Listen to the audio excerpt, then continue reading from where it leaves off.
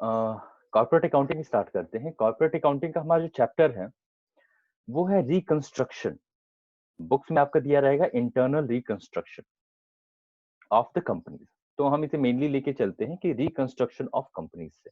ठीक है, अब बात आती है कि रिकंस्ट्रक्शन ऑफ कंपनीज का मतलब क्या है ना, इसकी जरूरत क्यों होती है। इसको स्टार्ट करने से पहले थोड़ा एक बैकग्राउंड जानना जरूरी है। हम जब भी किसी एक कंपनी की बात करते हैं बेटा, तो उसकी कंपनी की लाइफ में कभी ना कभी कुछ प्रॉब्लम्स आती हैं, फाइनेंशियल रिलेटेड प्रॉब्लम्स आती है, पैसे की दिक्कत आती है, कंपनी सही से फंक्शन नहीं कर पाती है। जैसे अभी रिसेंटली हमने एक एग्जांपल देखा था, बिग बाजार जो है आपका, वो अच्छे से फंक्शनिंग नहीं कर पा रही और उसे रिलायंस क्या कर रही है, परचेज कर रही है।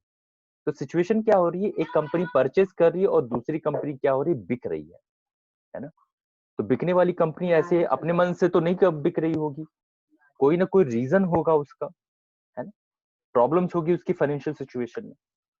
तो जब भी किसी कंपनी की लाइफ में फाइनेंशियल रिलेटेड प्रॉब्लम्स आती हैं, तो ये तीन तरीके की से काम किया जाता है अकाउंटिंग में। अकाउंटिंग में उसके लिए क्या किया जाता है, तीन तरीके से काम किया जाता है। कौन कौन से हैं वो तीन तरीके, उसे जरा देख लिया जाए। एक होता है आपका एमलगमेशन।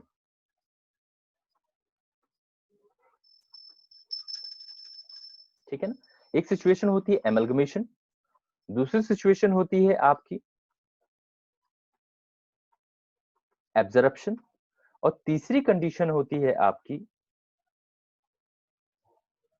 रिकंस्ट्रक्शन।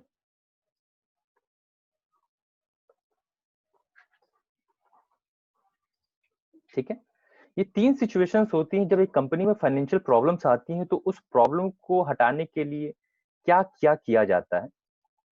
तो एक होता है एमलगमेशन, एब्जॉर्प्शन और रिकंस्ट्रक्शन। अब एक एक समझ लीजिए। एमलगमेशन में क्या होता है, दो कंपनियां होती हैं, ए कंपनी और बी कंपनी समझ लीजिए, और दोनों ही कंपनियां क्या हो जाए, बंद होके एक नई कंपनी में मिल जाए, समझ लीजिए सी कंपनी। तो ऐसी सिचुएशन को हम क्या कहते हैं, एमलगमेशन। यानी ए और बी दोनों बंद होगी, अपना एग्जिस्टेंस इनका खत्म हो गया और दोनों मिलके क्या एक नई कंपनी बना ली गई, सी कंपनी। इसको हम क्या कहते हैं, एमलगमेशन कहते हैं। फिर बात आती है एब्जॉर्प्शन। क्या होता है एब्जॉर्प्शन, समझिएगा, समझ लीजिए एक्स कंपनी है और एक वाई कंपनी है। एक्स कंपनी वाई कंपनी को क्या कर ले, खरीद ले, और वाई कंपनी की अपनी एग्जिस्टेंस, जो अस्तित्व है, वो खत्म हो जाए, है ना। यानी एक कंपनी दूसरी कंपनी को खरीद ले और जो कंपनी बिक रही है, यानी वाई कंपनी बिक रही है, इसका अपना अस्तित्व, एग्जिस्टेंस खत्म हो जाए, तो ऐसी सिचुएशन को हम क्या कहते हैं, एब्जॉर्प्शन कहते हैं।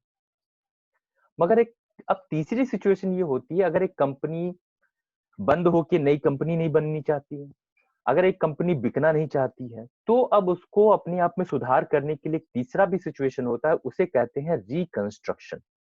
जैसे एक आदमी अगर बीमार हो जाए, तो वो अपनी क्या करवाता है, जांच करवाता है, जो बीमारी होती है उसकी दवा लेता है और अपने आप को सुधार करता है। उसी तरह रिकंस्ट्रक्शन होता है, जब कंपनी ये देखती है कि अपने आप में एनालाइज करती है कि क्या दिक्कतें हैं, क्या परेशानियां हैं, क्या प्रॉब्लम है, और उनको दूर करती है और फिर से सही सिचुएशन में आने की कोशिश करती है, उसी को हम क्या कहते हैं, रिकंस्ट्रक्शन। और यही हमारा क्या है, चैप्टर। ठीक है, आइए चैप्टर स्टार्ट करते हैं।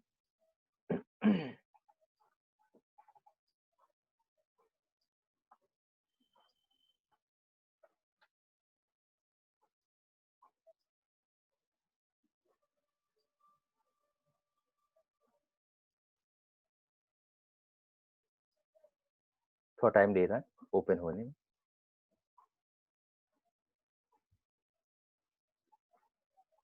खुल जा भाई, खुल गया। हम्म,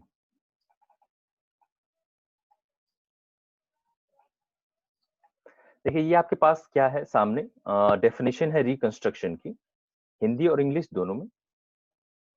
हिंदी वाले और इंग्लिश वाले बच्चे अपना इसे लिख लेंगे। जो मैंने आपको बताया है वही चीज है। यहाँ पे डेफिनेशन में लिखा हुआ है कि जब कंपनी के मेंबर्स और उसके क्रेडिटर्स जब मिलकर एक ऐसी स्कीम को स्टार्ट करते हैं, एक ऐसी स्कीम में पार्टिसिपेट करते हैं जिसमें कंपनी के फाइनेंशियल स्ट्रक्चर यानी पैसा अपने बिजनेस में कैसे कैसे रखा गया है, उसको फिर से सुधारने की जब काम में इन्वॉल्व होते हैं, तो ऐसी स्कीम को हम क्या कहते हैं, रिकंस्ट्रक्शन कहते हैं। वही हिंदी में भी लिखा हुआ है। जब हम बात करते हैं रिकंस्ट्रक्शन ऑफ कंपनीज, तो रिकंस्ट्रक्शन ऑफ कंपनी को बेटा हम दो पार्ट्स में डिवाइड करते हैं। दो पार्ट्स कौन से होते हैं, एक इंटरनल रिकंस्ट्रक्शन होता है, एक एक्सटर्नल रिकंस्ट्रक्शन होता है। इंटरनल रिकंस्ट्रक्शन में क्या होता है, जब कंपनी बंद नहीं होती है और वो अपने आप में सुधार करती है, कंपनी बंद नहीं हो रही, वो अपने आप में सुधार कर रही है, तो उसको हम कहते हैं इंटरनल रिकंस्ट्रक्शन। मगर एक्सटर्नल रिकंस्ट्रक्शन में क्या होता है, अब हम एक जुगाड़ सेट करते हैं। क्या जुगाड़ होता है कि हम एक नई कंपनी बना लेते हैं और पुरानी कंपनी के सारी चीजों को क्या करते हैं, उसमें बेच देते हैं, है ना। यानी एक नई कंपनी बनाए और पुरानी कंपनी क्या, कि नई कंपनी बना के उस पुरानी कंपनी की सारी चीजों को हम क्या कर लिए, परचेस कर लिए, उसके असेट्स और लायबिलिटीज को नई कंपनी में ट्रांसफर कर दिए और पुरानी कंपनी को क्या कर देते हैं, उसको खत्म कर देते हैं। इसको हम क्या कहते हैं, एक्सटर्नल रिकंस्ट्रक्शन कहते हैं। आपके सिलेबस में जो है वो इंटरनल रिकंस्ट्रक्शन है और उसके मेथड्स हैं। एक्सटर्नल रिकंस्ट्रक्शन बस इसके बारे में इंफॉर्मेशन आपके सिलेबस में, इसके टाइप्स नहीं है। आगे शुरू करते हैं। अब हम डिफरेंस देख लेते हैं, इंटरनल रिकंस्ट्रक्शन और एक्सटर्नल रिकंस्ट्रक्शन में डिफरेंस क्या है। ठीक है, पहले हिंदी वाला जूम कर देता हूं। ये रहा आपका, ठीक। इसे क्या कर लीजिएगा, लिख लीजिएगा।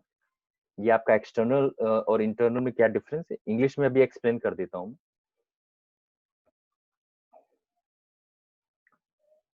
आई होप आपने पॉज करके लिख लिया होगा। आगे चलते हैं। अब ये है आपका एक्सटर्नल रिकंस्ट्रक्शन, ठीक। अब इसमें डिफरेंस क्या है, एक्सटर्नल और इंटरनल में 3 पॉइंट बनाएगा। पहला है लिक्विडाइजेशन। लिक्विडाइजेशन का क्या मतलब होता है, बंद होना। किसी कंपनी को जब हम बंद करते हैं तो उस प्रोसेस को हम कहते हैं लिक्विडाइजेशन। तो कंपनी बंद कब होती है, एक्सटर्नल में बंद होती है, इंटरनल में तो वही पुरानी कंपनी जो होती है उसमें सुधार करते हैं। तो पहला पॉइंट क्या है कि इंटरनल रिकंस्ट्रक्शन में कंपनी को बंद नहीं किया जाता, लिक्विडाइजेशन नहीं होता है। और एक्सटर्नल रिकंस्ट्रक्शन में क्या होता है, कंपनी का लिक्विडाइजेशन होती है, एक नई कंपनी बना दी जाती है। दूसरा, इस्टेब्लिशमेंट। देखो यहाँ पे ग्रामेटिकल मिस्टेक है, इस्टेब्लिशमेंट ऑफ न्यू कंपनी होना चाहिए, इस्टेब्लिश्ड बोला है यहाँ पे। तो इंटरनल रिकंस्ट्रक्शन में कोई नई कंपनी नहीं बनाई जाती, एक्सटर्नल में क्या की जाती है, एक नई कंपनी बनाई जाती है। तीसरा बेस है आपका चेंज इन नेम। भाई पुरानी कंपनी बंद ही नहीं हो रही तो नाम कहां से चेंज होगा, यानी इंटरनल रिकंस्ट्रक्शन में कोई नाम चेंज नहीं होता है। मगर जब आप बात करते हैं एक्सटर्नल रिकंस्ट्रक्शन की, तो पुरानी कंपनी खत्म कर रहे हैं और नई कंपनी बना रहे हैं, तो नया नाम रखना पड़ेगा और वो पुराने के ही जैसा मिलता जुलता नाम आप रख सकते हैं। फिर अकाउंटिंग वर्क, जब इंटरनल रिकंस्ट्रक्शन आप करते हैं तो उसमें जो अकाउंटिंग किया जाता है उसके लिए अलग से एंट्रीज पास की जाती है। मगर जब एक्सटर्नल रिकंस्ट्रक्शन करते हैं तो इसमें जो अकाउंटिंग एंट्रीज होती है वो एमलगमेशन और एब्जॉर्प्शन की तरह ही होती है ना, अलग से नहीं होती। फिर बात कर देते हैं कैपिटल की। भाई जब आपका पुराना ही बिजनेस चल रहा है तो उसमें जो कैपिटल होती है उसी को अधिक करके या कम करके सिचुएशन हम सुधारते हैं। तो अल्टरेशन और रिडक्शन इंटरनल रिकंस्ट्रक्शन में कैपिटल का होता है। मगर एक्सटर्नल रिकंस्ट्रक्शन की जब आप बात कर रहे हैं तो वहां पे तो पुरानी कंपनी खत्म हो गई, नए सिरे से आप एक नया कैपिटल बनाते हैं। तो यहाँ पे क्या होता है, in the case of the external reconstruction, यहाँ पे कैपिटल को ना इंक्रीज किया जाता है ना डिक्रीज किया जाता है, कोई चेंजेस नहीं लाए जाते, बल्कि एक नया कैपिटल लेके आया जाता है। तो यहाँ पे अल्टरेशन और रिडक्शन नहीं होता है एक्सटर्नल रिकंस्ट्रक्शन, ठीक।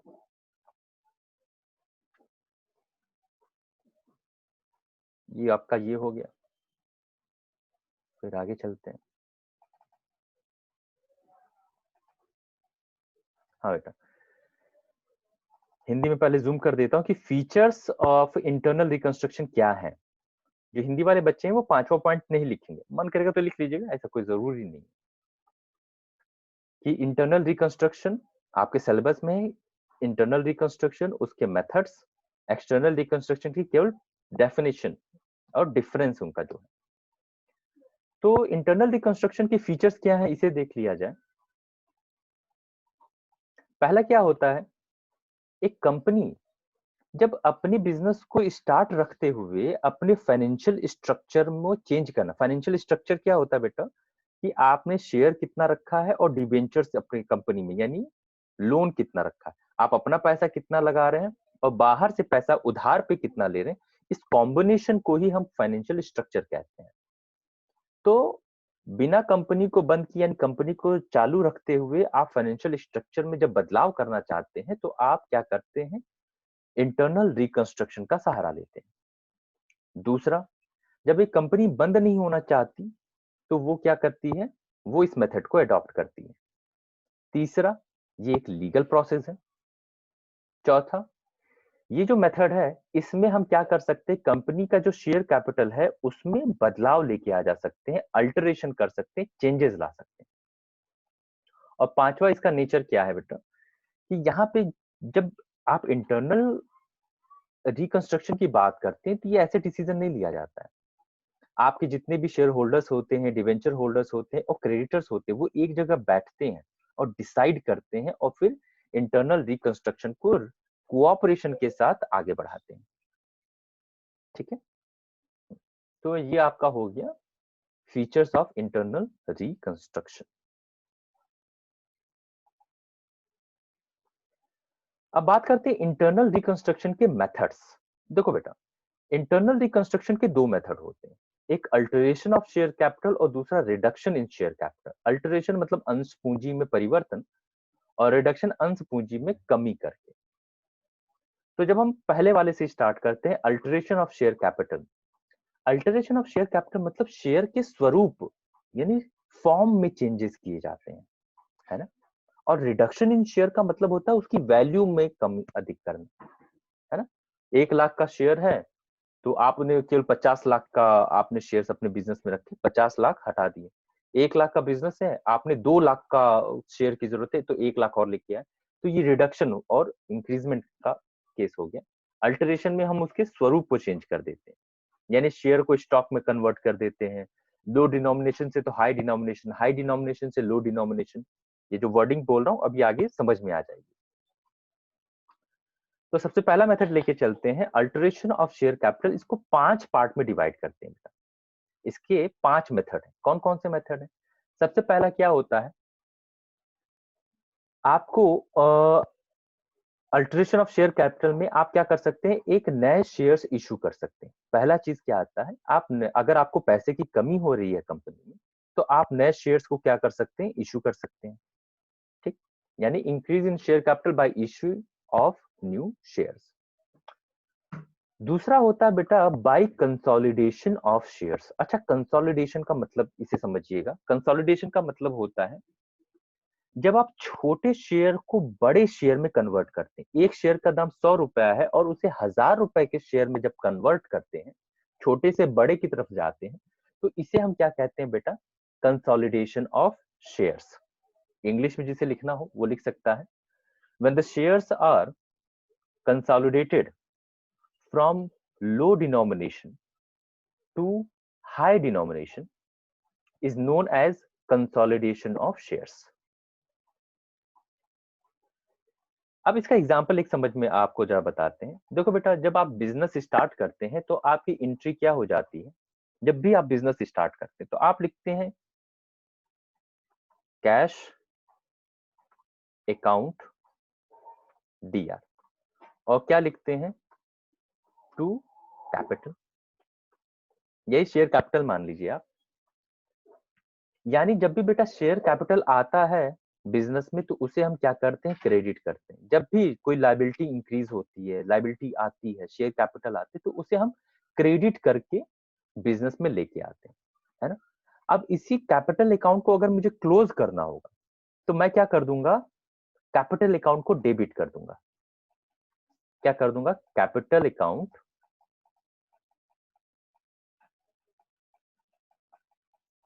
को मैं क्या कर दूंगा, यहाँ पे डेबिट कर दूंगा। तो इसका मतलब क्या हो जाएगा, कैपिटल अकाउंट जब बिजनेस में लेके आया तो टू कैपिटल किया।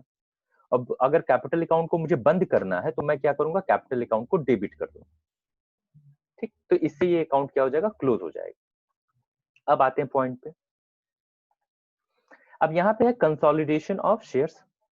आपको पुराना यानी 100 रुपए का जो शेयर था उसे खत्म करना है।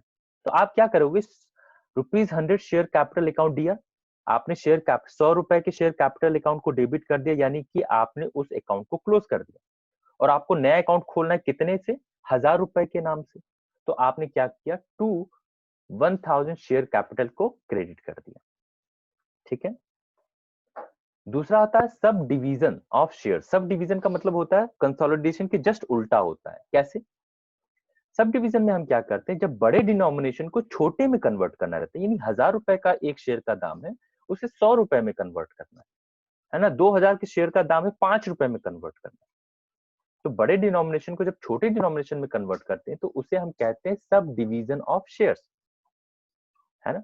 एंट्री बिल्कुल वही होगी, share capital account D R old to share capital bracket में न्यू। और एग्जाम्पल के तौर पे आप क्या लिखेंगे, अब आपको 1000 रुपए वाला खत्म करना है और छोटा डिनोमिनेशन का लेके आना है। तो 1000 रुपए शेयर कैपिटल से डेबिट करेंगे और 200 रुपीज शेयर कैपिटल से क्रेडिट किए। ठीक है। तो आपने 1000 रुपए को 100 रुपए वाले में कन्वर्ट कर दिया। डिनोमिनेशन को हिंदी में क्या कहते हैं, या देख लिया जाए।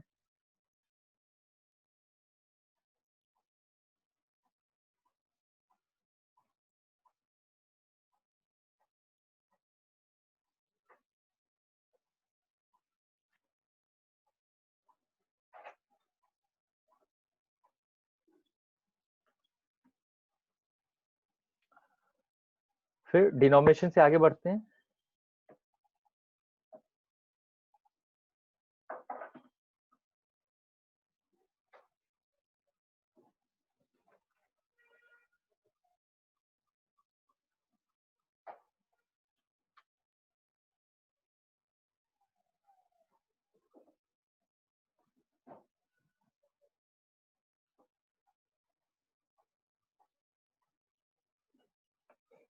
डिनोमिनेशन का पता नहीं क्या क्या दिया हुआ है, छोड़ी हटाइए। फिर चौथा मेथड आपका आता है conversion of shares into stocks और स्टॉक्स इनटू शेयर्स। बेटा स्टॉक किसे कहा जाता है, इसे समझिएगा। शेयर्स के मामले में स्टॉक्स किसे कहा जाता है, स्टॉक तो ऐसे आपका वो बचा हुआ सामान जो भी आप रखते हैं वो अलग चीज होता है जो आप बैलेंस शीट में दिखाते हैं। यहाँ इस शेयर्स वाला जो स्टॉक होता है, समझ लीजिए कि आपके पास बेटा शेयर्स हैं। ठीक है। शेयर कितना है आपके पास, समझ लीजिए 25 शेयर्स है, 250 शेयर्स है। ठीक है। और हर शेयर का जो प्राइस है वो है आपका ₹1000। ठीक। अगर इसको मल्टीप्लाई कर देंगे तो क्या कहलाएगा, ये आपका हो जाएगा 250123, यानी 2,50,000। तो ये जो वैल्यू है आपकी, कि शेयर्स को प्राइस के साथ मल्टीप्लाई कर दिया और जो टोटल वैल्यू आई, इस टोटल वैल्यू को हम क्या कहते हैं बेटा, यहाँ पे स्टॉक कहते हैं। अनडिवाइडेड पोर्शन, ये क्या हो गया, अनडिवाइडेड पोर्शन, ऐसा पार्ट जो बिना बटे हुए है, ये पूरा फॉर्म अपने फॉर्म में है। इसे हम क्या कहते हैं बेटा, शेयर्स के कॉन्सेप्ट में स्टॉक कहा जाता है। और ये आपका जब इसी को कई छोटे छोटे हिस्से में, स्टॉक को जब कई छोटे छोटे हिस्सों में बांट देते हैं तो वो क्या कहलाता है, शेयर्स कहलाता है। और जब पूरा वैल्यू आप लिखते हैं तो वो क्या कहलाता है, स्टॉक कहलाता है। तो वही हम यहाँ पे बात कर रहे हैं कि शेयर्स को क्या करना है, स्टॉक में कन्वर्ट करना है, और स्टॉक को शेयर्स में कन्वर्ट करके हम इंटरनल रिकंस्ट्रक्शन भी कर सकते हैं। पहला केस क्या हो जाएगा आपका, पहला केस हो जाएगा जब आप इक्विटी शेयर कैपिटल को स्टॉक में कन्वर्ट करते हैं तो खत्म क्या हो रहा है, शेयर कैपिटल खत्म हो रहा है। जब आपका शेयर कैपिटल खत्म हो रहा है तो आप इसे क्या कर सकते हैं, आप उसे डेबिट करेंगे। और क्या चीज लेके आ रहे हैं, जिस चीज को लेके आ रहे हैं क्रेडिट करेंगे। तो इक्विटी स्टॉक में आप उसे लेके आ रहे हैं तो उसे आपने क्रेडिट कर दिया। दूसरा पोर्शन हो जाएगा from stock to share capital. तो अब कहां से, स्टॉक से शेयर कैपिटल में कन्वर्ट करते हैं, खत्म क्या कर रहे हैं, स्टॉक्स। तो equity stock account D are करेंगे और टू इक्विटी शेयर कैपिटल कर देंगे। ठीक है। फिर उसके बाद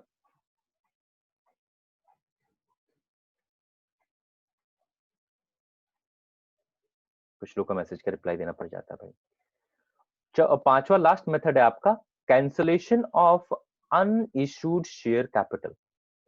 अब ऐसा शेयर का हिस्सा जो आपने पब्लिक में इशू ही नहीं किया है, उसे जब आप कैंसिल करते हैं तो उसके लिए कोई भी जनरल एंट्री आपको पास करने की जरूरत नहीं पड़ती है, क्योंकि वो तो आपने इशू ही नहीं किया, कोई फॉर्मेलिटी ही नहीं की, है ना?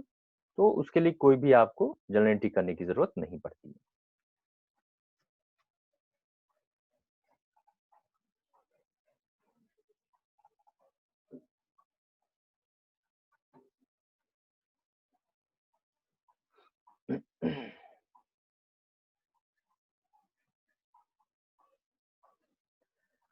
और बेटा नेक्स्ट है आपका, अब हम सेकंड मेथड पे आएंगे। एक तो हमने स्टार्ट किया था अल्टरेशन ऑफ शेयर कैपिटल, उसमें 5 मेथड देखे। अब दूसरे पे आएंगे रिडक्शन इन शेयर कैपिटल, है ना? Reduction of in share capital क्या होता है बेटा? ये आप 3 तरीके से होता है। ये तभी आप कर सकते हैं जब 3 काम आप करें। पहला तो आपके आर्टिकल ऑफ एसोसिएशन में इसकी परमिशन हो। दूसरा, आप इसको स्पेशल रेजोल्यूशन से पास करवाएं। स्पेशल रेजोल्यूशन से पास करवाएं, इसका मतलब क्या होता है कि आप ये अगर बात लेके आ रहे हैं, ये बिल लेके आ रहे हैं, तो कम से कम 75% लोग उसके फेवर में होने चाहिए। तो स्पेशल रेजोल्यूशन से इसे पास करवाना पड़ेगा।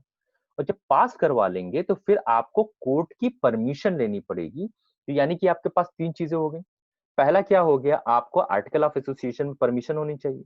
दूसरा, आप इसे स्पेशल रेजोल्यूशन से पास करवाएंगे। और तीसरा क्या हो जाएगा आपका कि आप कोर्ट से परमिशन लेंगे।